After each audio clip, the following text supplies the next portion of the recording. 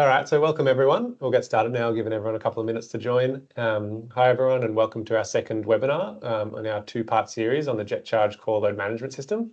In webinar 1, 2 weeks ago, we provided an introduction to EV charging load management and to the JetCharge core load management system. In today's session, we'll go a bit deeper and we're going to focus on the design, installation and commissioning of the JetCharge core. We will do a quick recap on the first webinar. So if you didn't get to webinar 1, there will be a quick kind of overview of what we covered there in relation to our JetCharge core load management system. But you'll also receive a link to the recording of webinar 1 and 2 at the end of before the end of this week. And so for those of you who did miss webinar 1, I'm Tait Bonito. I'm a customer success manager at JetCharge, and I've been at JetCharge for the past 6 years now and have really had a real keen interest in EV charging energy management. So looking forward to sharing some more information with you on that today. And I'm Paul Kramer. I'm on the core product management team. I've been with JetCharge for about 1.5 years now. We've been working on some really, what we hope are compelling features for the electrical contractor space. So I'm really excited to unveil those and do a demo for you today. Cool. Thanks, Paul. So here's a quick overview of what we'll cover in today's session. First, we'll do a quick recap of webinar 1 and outline the key features and functions that the JetCharge core offers for EV charging projects. We'll then get into the details and discuss the design process for determining if load management is required, so you can follow that for your own EV charging projects. We'll also showcase a quick video showing the installation process for the JetCharge core, and then Paul will take us through a live demo of the commissioning process, showing you how to commission the core load management system, which is where you'll be able to see how you set the right parameters for the core load management system to ensure safe load management for your projects. And then finally, we'll end with a Q&A, probably have a bit of a shorter time for questions in this session, maybe 10 to 15 minutes. If you do have any questions, please use the chat function on your screens there. You can drop them in the chat. Paul might answer some as we go, otherwise we'll address them at the end. You will see there's a Q&A section as well as a chat. Actually, no, there's just a chat on this one. So yeah, please just use the chat and we'll answer them as we go along. So I'll just start with a quick recap from the first webinar for any of you that weren't able to attend that one. And so what we introduced JetCharge Core in 2 weeks ago in our first webinar. JetCharge Core is the most flexible on-premise load management system on the market. And so unlike other cloud-based load management systems, JetCharge Core is an on-premise hardware. That means that the load management solution is much more reliable and lower latency rather than having to send and receive all the signals via the cloud. So JetCharge Core is used to control EV charging power draw within site electrical limits. And we often find and we see that the inclusion of a JetCharge Core at an EV charging project will allow sites to have 5 times as many EV chargers installed compared to a design where there's no load management included. And what makes JetCharge Core the most flexible load management system on the market is its proven compatibility with a range of global EV charging manufacturers. JetCharge Core has been rigorously tested and deployed in real-world scenarios with Schneider, ABB, Kempower and Autel chargers, just to name a few. They're some of the leading global brands that have been tested and confirmed as compatible with JetCharge Core. And in the first webinar, we introduced the 3 core product variants, Core Basic, Core Mini and Core Max. But for today's webinar, we're going to focus on the designing, installing and commissioning of the JetCharge Core Mini system. Core Mini is our most popular and most widely deployed product variant, and so that's why we'll focus on the Core Mini. So I'll now start by going into some more detail on the design process and how you might determine whether or not load management is required in EV charging projects and installations. So I thought I'd start with some key design inputs that you'll need to identify and calculate as part of your design process. Number 1 is the site electrical supply and circuit breaker settings. So it's really important to know how much capacity the site you're working with has and the trip settings of any circuit breakers so that you know the constraints that you're working within when installing EV chargers to an existing site. Second key input is going to be the site existing maximum demand. And so it's really important to have an understanding of the existing power draw at the site. You'll need to know the maximum demand of the entire site, so the maximum power draw that the entire site pulls at any one point. And then depending on where you're looking to connect your EV charging load from, you may also need to understand the maximum demand of different sections or circuits within the MSB. So you want to know the site supply that you have available and the maximum demand of that site supply, but there might also be intermediary circuit breakers or circuits from which you're looking to connect your EV chargers from, and you'll also need to understand the circuit breaker settings, trip settings there, as well as the maximum demand of those circuits as well. And so once you have that information, the circuit breaker settings, available supply, and the maximum demand readings, you can then compare those two pieces of information, which will allow you to confirm your spare electrical capacity. And so that's how much you'll then be able to use that information to know how many EV chargers you can install on site. And that takes us to the final point there, the EV charging maximum demand. You'll base that on the number of EV chargers you're looking to install on site, and you compare that to your spare electrical capacity to confirm whether or not there's sufficient spare capacity for the new EV charging load that you're looking to add. And so I'll go now into a bit more detail on each of these elements. We'll first start with the first input there, which was confirming the site supply and circuit breaker settings. And so, as I mentioned, you'll need to know that the total site electrical supply so that you know what constraints you're working within. And this will be the power cap for the entire building, and critical to make sure that you know this so that you can determine whether or not the addition of EV charging will create a risk that the total maximum demand of the site could be pushed above the site electrical limits. And often you'll see that the installation of EV chargers will also likely add new load to different sections or circuits within that the site's electrical network. And so that's why it's really important as well to understand the circuit breaker settings downstream of the site supply. You don't want to install EV chargers downstream from these circuit breakers without considering what their limits are either. Otherwise, you might find that you can cause them to trip if you're adding a large EV charging load. And on the screen there, you can see two diagrams that showcase two electrical design examples. The left-hand side there, you can see an example where there's a site supply at the SPD of 1000 amps three-phase.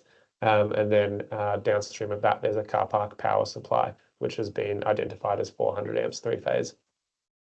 On the right-hand side, we've got a bit more of a complex example. You've got, again, an SPD, the site supply rated to 1000 amps, that then steps down to a non-essential services section where the circuit breaker has been identified to be 600 amps three-phase.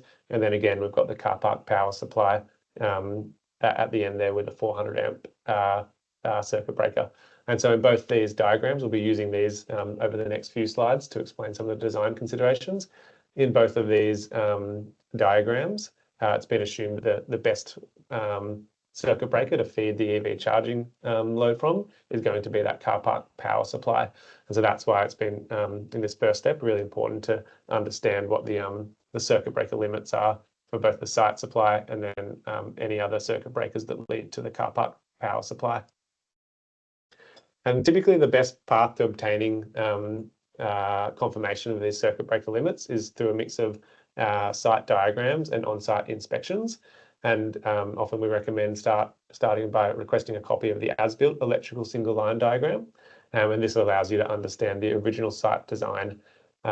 One thing that we often see though is that you might ask for the as-built drawing, as-built single line diagram, and often a customer will just give you any drawing that they have. And sometimes that might be a tender issue drawing or a construction issue drawing, and they may not accurately reflect the final design. Which is why it's really important to try and get those as-built drawings so that you're working with a real copy of what was actually installed on site. That also just goes to the importance of undertaking a physical inspection of the on-site electrical infrastructure, because this then allows you to confirm any of the information that you glean from the single line diagrams. And typically from a mix of receiving those drawings and performing an on-site inspection, you'll be able to determine the supply available to the site, as well as those circuit breaker settings that are going to be important for understanding the site infrastructure. One thing we do find, though, is that for buildings that are quite old, maybe 20+ years old, sometimes it can be actually difficult to confirm the site electrical supply, and you may have to inquire with the site's network provider to obtain that information. So we'll now move on to a discussion on maximum demand. And so we talked about in the previous slide about confirming the electrical capacity of the site and of circuit breakers. And then once you've got that information, it's really important to then start getting an understanding of how much power each section is drawing. So that then allows you to compare the maximum power draw at each section or circuit breaker to the available power that can go through that circuit breaker, which helps you understand the headroom and how much available power you have to work within for your EV charging load. And so typically calculating this maximum demand at an existing site can be done in a couple of methods. Two common methods we see is through the analysis of power or energy consumption data. And often you can get that through, if there's any retail energy meters on site, you can get the energy consumption data from the customer's energy retailer, do some analysis there, and understand how much power has been, what the maximum power draw has been throughout that time window that you've got the data for. We find that can be a bit restrictive. The data isn't very granular, and so often a more common approach to confirming maximum demand is by performing data logging. Data logger, which is installed on certain circuits and is able to measure the power draw at really granular levels, even on like the second by second level. So then you can analyze that data over your time window and get a really clear picture of the power spikes at different circuits. And so now looking back to those diagrams that we've got on the screen there, I'll kind of step through the methodology of calculating that maximum demand through data logging. So on the left there, we'd look to install a data logger. There's an indication of what one looks like there. And the first place to be confirming the maximum demand on would be the site supply, the SPD. And so we'd install a data logger on the SPD to measure the maximum demand through that section, for the site. Then we step down, we're looking to install the EV chargers from the car park power supply. And so we'd also need to install a data log on the car park power supply to confirm the maximum demand at that point as well. And then once the data logging has been performed at those two sections, we'll have an understanding of the maximum power draw through each section, allowing us to confirm if there's sufficient power for EV charging. On the right-hand side, we'll go through the same process. Again, top to bottom, we'll start at the SPD and data log the SPD to confirm how much power is being drawn through that circuit. And then we'll step down to the non-essential services, 600 amps available there. Again, we'll data log there to see what the maximum power draw is at the non-essential section. And then finally, similar to the left-hand side, we'll also data log the car park power supply. And so once that's all done, we'll have the maximum demand measurements from the data logging for each of those three sections, allowing us to move on to confirming how much spare capacity is available at each section. And we'll go through that in this slide. You can see now I've overlaid in the red there at each circuit breaker what the assumed maximum demand reading has been. And you can assume that these are the figures that were a result of the data logging exercise. And on the left there, you can see that the maximum demand was from data logging was measured at 800 amps. And with 1,000 amps available, you can see that there's a headroom there of 200 amps. So there's 200 amps spare power available for EV charging at this site. Then when you step down at the car park power supply, the circuit breaker there was 400 amps. And you can see that the maximum demand recorded was 50 amps. And so there you can calculate that there's 350 amps available at that circuit breaker. And whilst there's 350 amps available at the car park power supply, there's only 200 amps available at the SPD. So that from that we draw a conclusion that there's 200 amps three-phase spare for EV charging at that site. Now, if we work on the right-hand side example, again, you can see a SPD of 1000 amps with a maximum demand of 800 amps. So there's going to be 200 amps available for EV charging at the site supply. At the non-essential services section, there's a 600 amp supply with 250 amps maximum demand. So there's a bit more headroom there. There's 350 amps available. And then finally at the car park power supply, 400 amp circuit breaker with 200 amps maximum demand measured. For those circuit breakers, the minimum headroom at any circuit breaker is 200 amps three-phase. And so again, for the right-hand side example, we've got 200 amps three-phase spare capacity for EV charging. And so from the analysis of the circuit breaker settings and the maximum demand recordings, we've now been able to calculate how much power is available in example sites for EV. And now we'll talk about using that information on spare capacity and comparing that with the EV charging maximum demand. And so this is where we start to get into decisions around load management, because if the EV charging load you're looking to add to a site is lower than the spare capacity calculated throughout the site, then you won't need to consider load management. Your site will simply have enough power available to support the addition of EV chargers. But if when you do your maximum demand calculations for the EV chargers and you've calculated your spare capacity at the site and you find that the EV charging maximum demand is actually greater than the spare power available, that's when you'll need to consider load management in your EV charging solution. And so just recapping both of these diagrams we went through, both have 200 amps three-phase spare based on our assumed maximum demand calculations. And we'll now go through two examples. So the first example is the installation of two 22 kilowatt AC chargers. They'll have a maximum demand of 32 amp three-phase. And so the total maximum demand being added to site from the two chargers is going to be 64 amps three-phase. And then when we look at the two diagrams on the left, we found that there's 200 amps three-phase spare capacity for each site.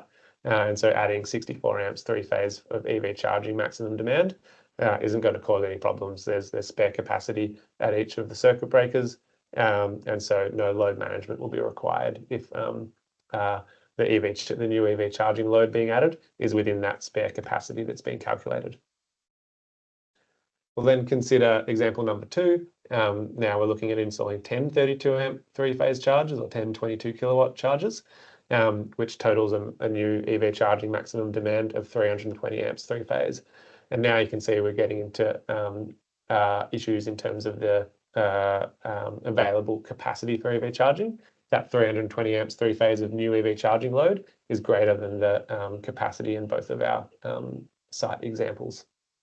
So that's when we need to start considering how to integrate and include load management in our EV charging design. So now we'll take that second example of the 10 22 kilowatt chargers and that new EV charging load of 320 amps three-phase, and we'll take a look at the implications on each of our example sites now when it comes to load management design. And so on the left there, as we discussed earlier, we have a site supply of 1000 amps, and at this site supply, we have 200 amps three-phase available. And so when we compare that to the 320 amps that we want to add for EV charging, we find that there isn't sufficient spare capacity at the site supply.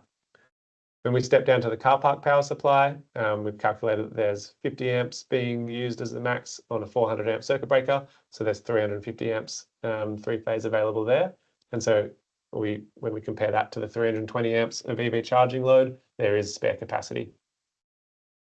We'll now step over to the example, the scenario on the right, and work through that same process, going from top to bottom through all the circuit breakers. The site supply we see only has 200 amps available again, and so that's not enough load for the new EV charging load. The non-essential section with 600 amps available, that has 350 amps. So like the car park power supply on the left there actually is spare capacity for the new EV charging load there. And then finally, again, the car park power supply on the right-hand side has been calculated to have 200 amps three-phase available. And so we find that there's not sufficient spare capacity at that car park power supply for the new EV charging load. And so at this point, we can now look at each of our site designs, and we're able to identify at which sections load management is required. And it's on your screens there, wherever we've added in that red cross. That means that there's insufficient spare power for the new EV charging load. And so they're the areas that you're going to need, the sections of your design where you're going to need to consider load controlling the EV charging output within the circuit breaker limits. And so to provision for load management at each of these sections, a power meter is going to be installed, going to need to be installed, and the power meter will record the power draw through that section and report it back to the load management system, allowing the load management system to calculate the spare power and then determine how many EV chargers can operate on the back of that spare power. And so using the information we've got on our screens now, we can then determine where power meters are required in our site design. And so on the left there, a power meter would be required on the site supply. So it can report, how close the entire site supply is getting to that 1000 amps. And as the power draw of the site approaches the 1000 amps, the jet charge core will receive this information from the power meters and then instruct EV chargers to derate their power output or throttle their output down to stay within that site limit. With respect to the car park power supply, in the example on the left, there's no power meter needed there because with the addition of the 320 amps of EV charging load, there's still no risk of tripping that 400 amp circuit breaker. Then on the right side, again, working through where we need power meters, the site supply is at risk of tripping if we add the 320 amp three-phase EV charging load, and so a power meter will be required to be installed on the site supply. Looking at the non-essential section, we see the green tick there. We're happy that there's sufficient power available for the new EV charging load to be added to that section. Whereas when we step down to the car park power supply on the right-hand side again, we also find that we need a power meter there because there isn't sufficient spare electrical capacity at that section either.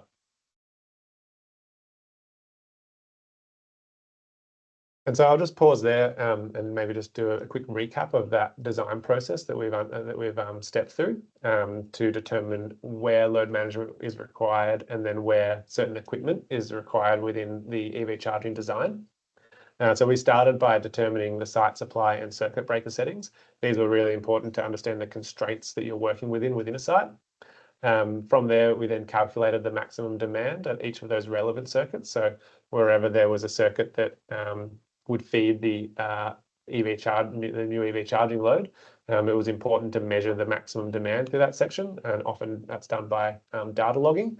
And then that allowed us to compare the maximum power draw at each of those different sections we're looking at to confirm the spare electrical capacity at all of those sections.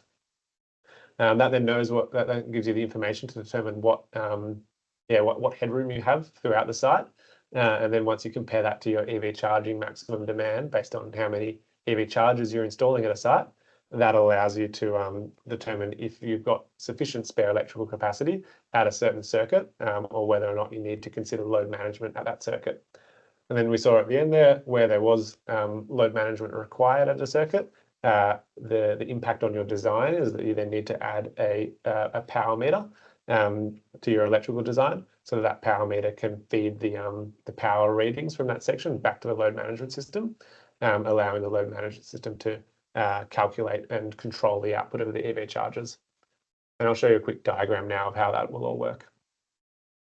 So this is the diagram we're looking at on the right-hand side with the SPD of 1000 amps, the non-essential section of 600 amps, and the car park power supply of 400 amps. And as we step through, power meters were required on the site supply and the car park power supply. I mentioned that these power meters will then report the readings of the power draw back to the load management system. And this is all done via data cabling. So these power meters then need to be connected back to the jet charge core so that the jet charge core can receive the data and the readings that the power meters are providing. So it can make the calculation of how much spare power is available at each of those sections. Then we've got our example of having 10 EV chargers connected from the car park power supply. And so they'll operate, but importantly, they also need to be connected back to the load management system via data cabling as well.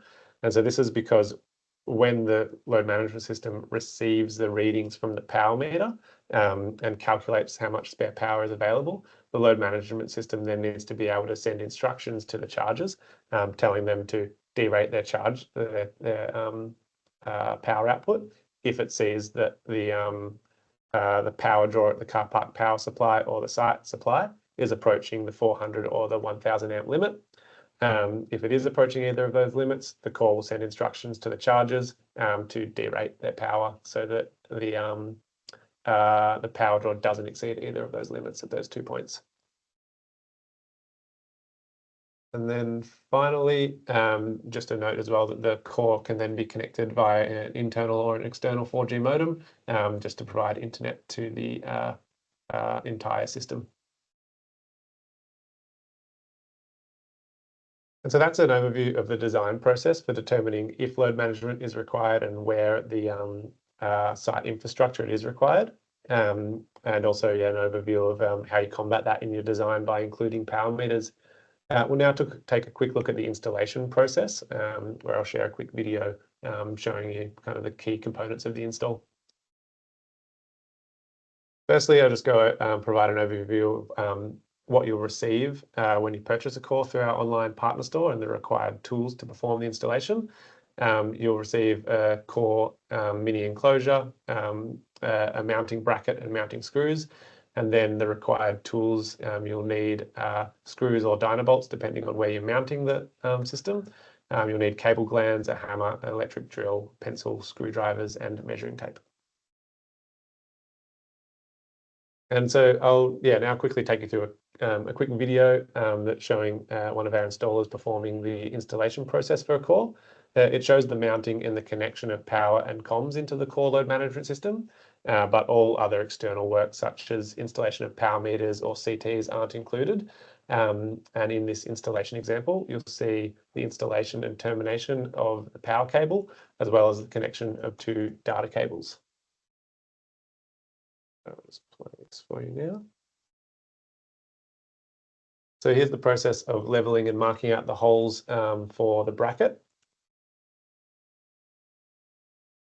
Our installer is now drilling the holes into the wall and now hitting in the anchors. And now that allows him to then mount the bracket to the wall.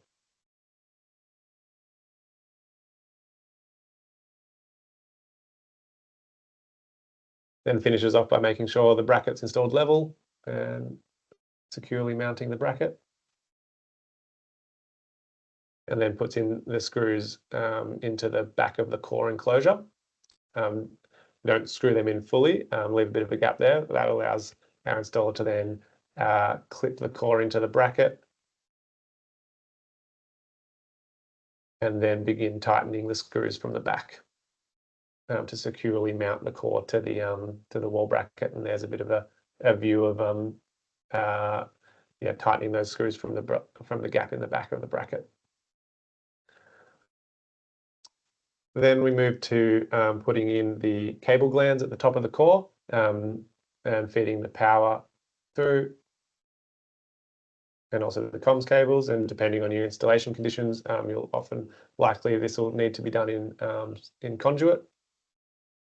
Then our installers fitting off the power circuit into the terminals. At the start of that video, you could see at the start of that process, you could see indicated that those power cables have been bootlaced.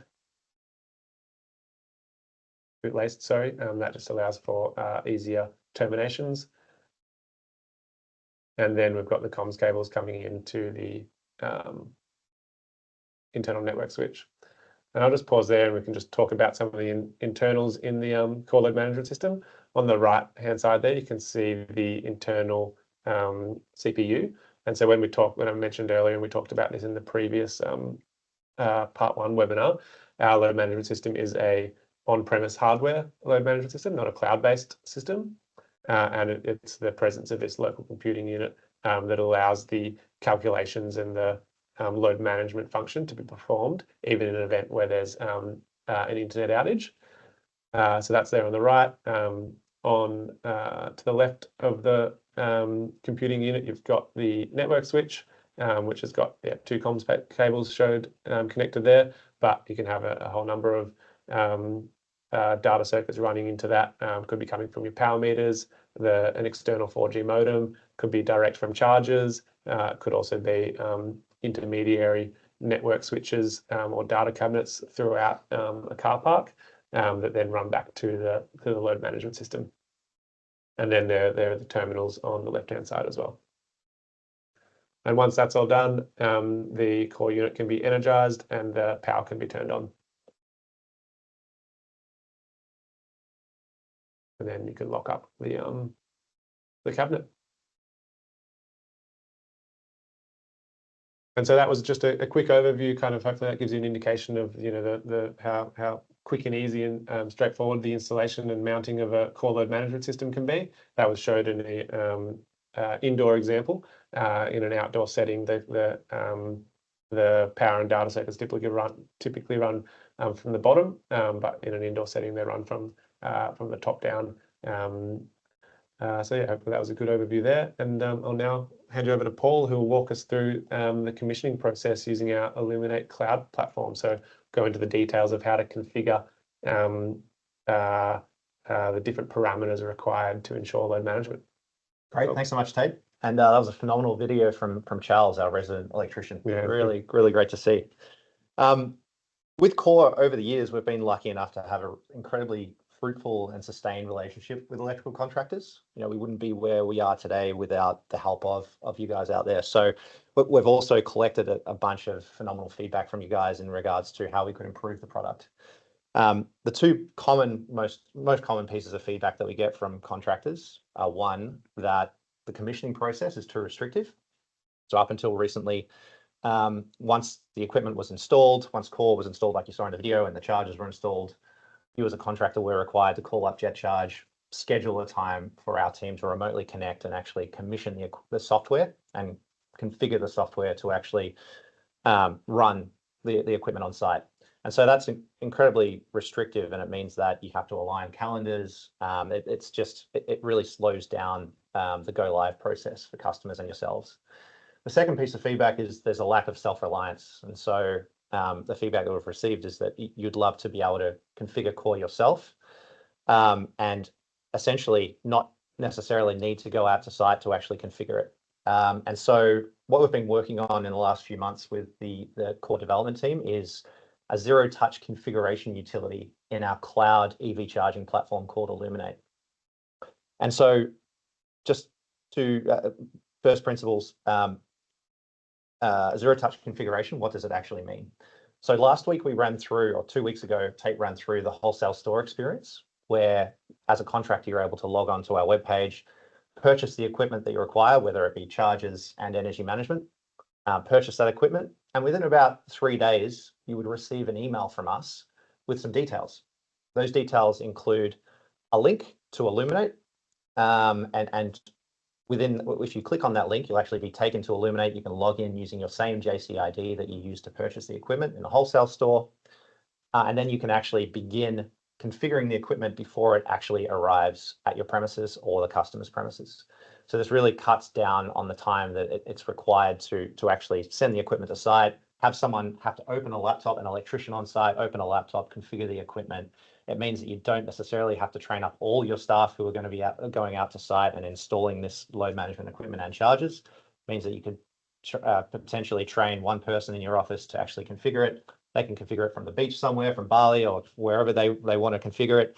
And it's a true zero-touch environment, meaning they don't actually have to touch the equipment to actually configure it. So that's what we're really excited about and that we've been working on. It's hot off the press, so I'm going to do a quick demo for you. But it's in our development environment, so it's a true dangerous demo. We're currently putting it through our QA, our stringent QA procedures, and we hope to release it as of July. But to begin with, we have a demo load management scenario. So this is the scenario that Tait was running through on the left-hand side. it's a 1,000 amp site supply, 3-phase. And you've got an MSB there in the plant room, which also includes the core local EMS here and a power meter, which is monitoring that main connection to the MSB. We've also got building HVAC and other appliances which are hanging off that MSB, which might amount to about 800 amps of draw, maximum draw. And then downstream of the MSB, there's actually a car park power supply, which is 400 amps 3-phase. And so that's a 50 amp maximum draw as is. And once we install chargers, it's going to be about 10 charge mates operating at 32 amps per phase at 22 kilowatts. We're going to be approaching the level that requires a power meter and active dynamic load management with a power meter. However, the power meter only needs to be installed in the MSB to begin with, given we have those other appliances sharing as external load, sharing that main connection. So that's the scenario that we're going to set up today. So I'm going to take you into Illuminate now and show off what we've been building. So I mentioned the link that you click on in the email that you receive once you've purchased the equipment, maybe about 3 days after you purchase the equipment. Once you click on that link, you'll use your JC ID that you use to purchase the equipment to log into this Illuminate dashboard. And this is the first page that you'll see. So you'll see here that I have my Paul's test partner org organization selected here. And you can see the core R&D lab instance here, as well as a ChargeMate AC charger. So what we're actually going to do is we're going to jump into Manage Customers to actually assign those devices to our customer's organization. So you can imagine we've gone in earlier, we've created an organization in Illuminate for our customer. It's basically a container for all of their charging equipment. Now we're going to assign that equipment to their customer's org, because currently it's assigned to us as a test partner. So if we just click on that test customer org and we click on Manage Devices and we click on Add Devices, we can select those devices which are currently sitting in our own partner org and click Review and Map. Once we click, we'll get a note here saying devices will be moved from their respective organization to Paul's test customer organization, which is what we want to do. So we'll click Confirm. Those devices have been updated. So that's really useful, I guess, especially as you manage more and more sites, to be able to, as Paul said, contain all of the specific charger or load management assets with one customer, either within an organization. They might have multiple sites that you link all those assets to, or just to simply split them out for easy management. Yeah, that's a really good point. Yeah, as your network grows of partners, of customers, you really find it quite difficult to manage those if you didn't have some sort of cloud managed solution to actually aggregate all of those customer sites and monitor and then do changes as they come up. So one of the beauties is of this, as time wears on, new chargers get released, new technologies get released, you can configure those chargers within this dashboard, send out an electrician to site, install the charger, and they don't have to actually open up a laptop on site. Okay, so we're in Paul's test partner org. So as you can see, the charger and the core have actually disappeared, and we're going to have to imagine the 10 chargers that we mentioned in the example today. I've only got one in the lab to use, so we'll have to use our imagination. But if we click on Paul's test customer organization now, you'll see that those devices are now located there. We'll click on the core specifically, and then click on the core config tab. So that brings us to the core site configuration tab. There's some notifications here which basically stipulate that it's probably best to review the core configuration best practices design guide before configuring core and bringing it online. Complete the fundamental training modules, examining the single line diagram, all the stuff that Tait mentioned earlier, and also verifying power meter specifications. So we're going to drop some links to those documents in here so they're easy to access. And we'll click on, and just to mention where we are in the process. So you haven't necessarily been shipped the equipment yet. So you've received this email from us, you've clicked the link, you're in site configuration, nothing's actually connected, nothing's installed. And so now we're going to go through and start configuring all of our equipment required for this site. So we're going to add the main distribution board. And I think it was 1,000 amps on each phase. Yep. 1,000, and we'll add 10% buffer for any external devices that will spike up to reach that 1,000 amps. And that's basically to say that, there's always a 10% buffer there. So like whilst the site has 1,000 amps available in totality, we'll only ever, once the total power draw of the site approaches 90% of that, that's when EV charging will start to be derated, just to make sure there's a safe window there. Yeah, and depending on how aggressively it actually approaches that headroom, that 10%, it will, if it goes quickly over the limit, it will immediately draw down the charging rate on all charges to ensure that no circuit breakers are tripped. And so that's really the benefit of having on-site energy management. You get to respond to those spike events really quickly within the second, as opposed to a cloud load management service, which needs internet connectivity, which can be flaky at times, and isn't able to respond with low latency as an on-premise solution is. Okay, so you'll see here I added the main distribution board. A save button has appeared, and we can see that this is an unsaved configuration. Now, if core was actually online and connected to the internet, once we click the save button, this config will be pushed down to that core. So as long as that core has been connected to the internet, any new configuration will be pulled down automatically. Because nothing's connected, this configuration will just be saved to Illuminate in the cloud. And then once that device comes online, it'll automatically pull that configuration down. So you don't have to worry about syncing configurations or anything like that. So in the example scenario, we have a power meter in the plant room. So let's add a power meter there now. So we're just going to name this PM. We're going to say that it's a Schneider 5320, 192.168.6.101 will be the IP address. And so it's up to you whether you want to stage your power meter before you head out to site, apply the IP addresses, or you want to configure those on site. We'll add a serial number, which is required, and click add. Okay, so that PM is going to monitor the draw of the whole site. And if there's any external load and EV charging is approaching that 10% buffer, that EV charging load will be reduced and load managed. So there are no charges assigned to the main distribution board, downstream of the main distribution board, but there is another level here, another zone in the same zone, but a nested DB distribution board. So let's add one here. So if we click on add distribution board, and we'll say that this is the car park DB. And I think that was 400, Tait? Yeah, 400. Yep. So we'll set that to 400. Add that DB. Cool. So there's no power meter required in this DB because we're not approaching that 400 amp limit. We're about 320, considering that there's 32 amps being drawn on each phase for those 22 kilowatt charges. Now we're going to add the charger that we've purchased from the online store, from the wholesale store. And this is the ChargeMate, which is available to then click and easily add to our network. So once that's been selected, that's actually been provisioned, and that will be ready to go once we click on save up the top here. So we'll see it's an unsaved configuration. We'll click save. Be notified that there are irreversible changes. Please review config, as these changes will be pushed to core. So if core was online, once we click save, that's when that configuration will get pushed down to that core instance. So with this configuration, you really get the best of both worlds. You get the cloud configuration, which you can do from anywhere at any time, which has no timing constraints. You don't have to schedule it in with someone else. You can do it at your own leisure. And you get the benefits of on-premise load management, which responds in a low latency manner to any external load events that happen on site. So past that point, and just ignore the power meter errors there. That's because we're in dev and there's nothing connected right now. You're then able to view what status that core is actually exhibiting at certain times, and there's historical values here as well. So you can see here there's heavy curtailment that's occurred.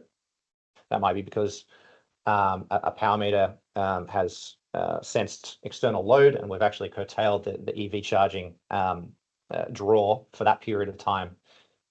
So, and then there's also some site consumption graphs, which we're developing, which will be available once this hits GA. So that's the demo of what we've been up to. We're really excited to see how you guys can implement this and feedback as well. So we have partners using this from July onwards, which we're really excited about. So we'll be, if you're keen on trialing this platform, please feel free to reach out, and this will be the version of core firmware that rolls out for any core purchase via the wholesale store as of July. Yeah, great. Would you mind jumping back to the core config as well? Yeah, sure. Because yeah, I thought it might be worth just describing as well. You can see there how Paul added one distribution board. You can see how you can just, I guess, you could add more and more and kind of nest distribution boards where required in your site design. Add power meters as well, so you have a lot of flexibility to create that site design within the config here. And then any charges that have also been made available on your Illuminate account automatically are available to add here. So if we were to go through that example where there were 10 charges, you'd see 9 more charges that you could add here, and you'd select them and they'd be automatically added to the core config as Paul showed there. And then we've really kept the charger configuration as simple as possible. There's no OCPP settings, which is a charger communications protocol. And so if you do require more advanced configuration for whatever reason, there is an edit button here where you can set ramp up settings, set whether the charge is suspendable, state of charge settings, what connector type, etc. So yeah, you can have that more granular control if you need it for your charges. Great, thanks, Paul. No worries. I'll just jump back now. And so that takes us to the end of the presentation. So yeah, hopefully that's been really valuable for you all to, I guess, see in a bit more detail the design side, where we went through the discussions of confirming circuit breaker limits, maximum demand, calculating spare capacity, and identifying where power meters were required in a certain electrical design. Then showed you a quick video of the installation of the JetCharge core load management system, and then we've seen Paul's great demo of the commissioning process in the Illuminate interface to be able to set those parameters and I guess translate the electrical design to the core system, so it knows how to operate effectively and safely.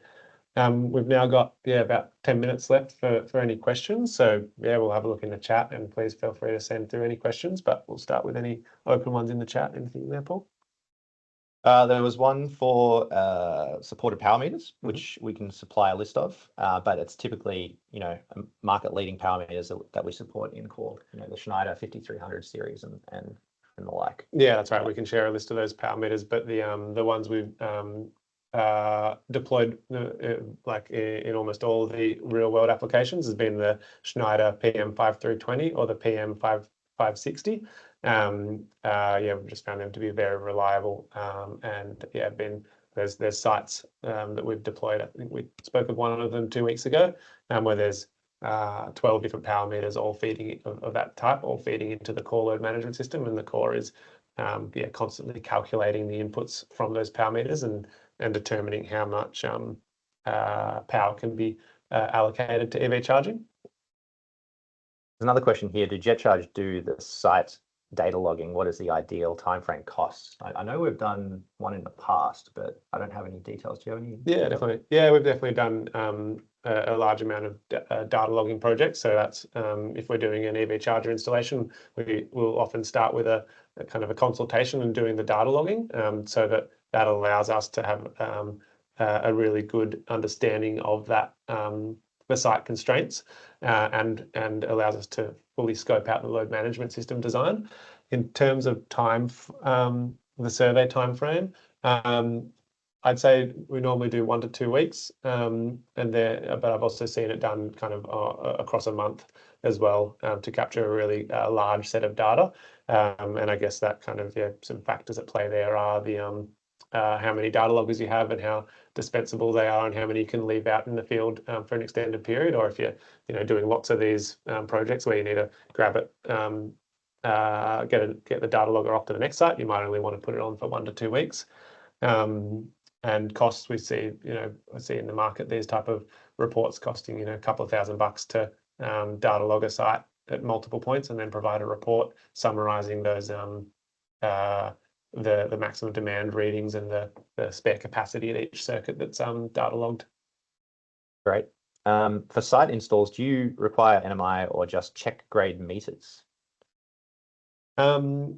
If I'll assume that relates to the power meters that feed into the load management system, and so we can that goes to the kind of compatible and tested power meters that Paul mentioned at the start there as well. The Schneider PM5320 and the 5560 the most popular and most widely used power meters we use. There's also there is one NMI retail grade meter that is compatible with Core, and there's also an NHP meter as well, but typically the Schneider meters are the ones we deploy. And it really depends on it in terms of the NMI certification. It depends on the customer requirements. So if it is a customer who wants to future-proof themselves against any potential future NMI regulation, maybe they want to go with an NMI power meter, maybe they're a regulated bank entity or something of that nature, and they want to future-proof themselves and de-risk themselves by going with an NMI certified meter. So it really, depends on the customer requirements. Yeah. Okay.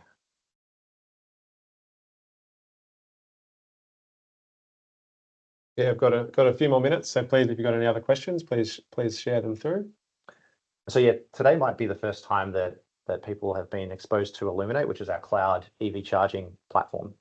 It's an asset management platform. So definitely stay tuned for any future Illuminate webinars. That's actually going live and public at the beginning of July. So that's a really exciting event for the team, and we can't wait to make that public. We've been doing beta testing for around 6 months to a year with some really close customers and contractors as well. So really excited to unveil that to everyone.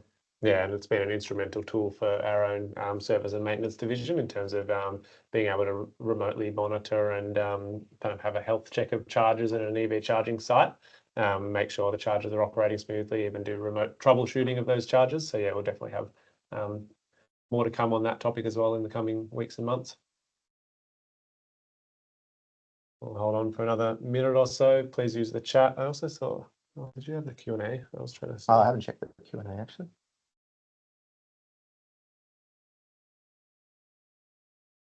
Will this be recorded? Yeah, there's a question about this being recorded. For all of you, you'll get a recording of this within a couple of days of the webinar being complete. We'll just package it all together for you and send out a link to that as well as for webinar 1. If you attended that, you should have gotten a link to that, and if not, we'll also share that too.